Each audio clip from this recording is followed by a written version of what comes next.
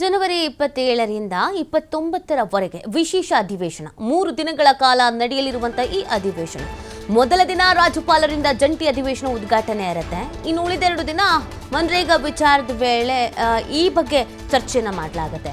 ವಿಶೇಷ ಅಧಿವೇಶನ ನಡೆಸೋದಕ್ಕೆ ಸಂಪುಟ ನಿರ್ಧಾರವನ್ನ ಮಾಡಿರುವಂಥದ್ದು. 3 ದಿನಗಳ ಕಾಲ ನಡೆಯುವಂಥದ್ದು ಈ ಅಧಿವೇಶನ. ರಾಜ್ಯಪಾಲರಿಂದ ಜಂಟಿ ಅಧಿವೇಶನ ಉದ್ಘಾಟನೆ ಮಾಡಲಾಗುತ್ತೆ. ಜನವರಿ 27ರಿಂದ 29ರವರೆಗೆ 3 ದಿನ ವಿಶೇಷ ಅಧಿವೇಶನ.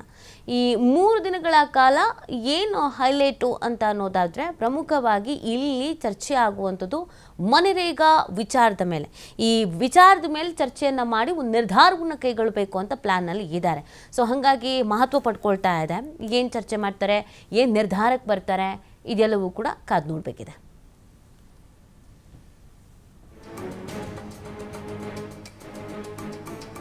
ಈ ಬಗ್ಗೆ ಮಾಹಿತಿ ನೀಡ್ತಾರೆ ನಮ್ಮ ಪ್ರತಿನಿಧಿ ರಾಕೇಶ್. 3 ದಿನಗಳ ಕಾಲ ನಡೆಯುವಂಥ ಅಧಿವೇಶನ ಯಾವ ರೀತಿ ಮಹತ್ವ ಪಡ್ಕೊಳ್ತಾ ಇದೆ?